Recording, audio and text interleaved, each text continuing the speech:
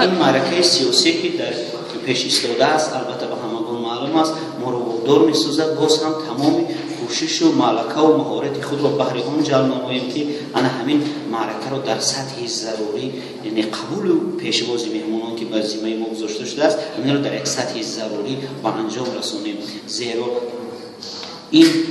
معرف کننده دولت و انا همین ملت ما به حساب می رود و ما کوشش می نماییم با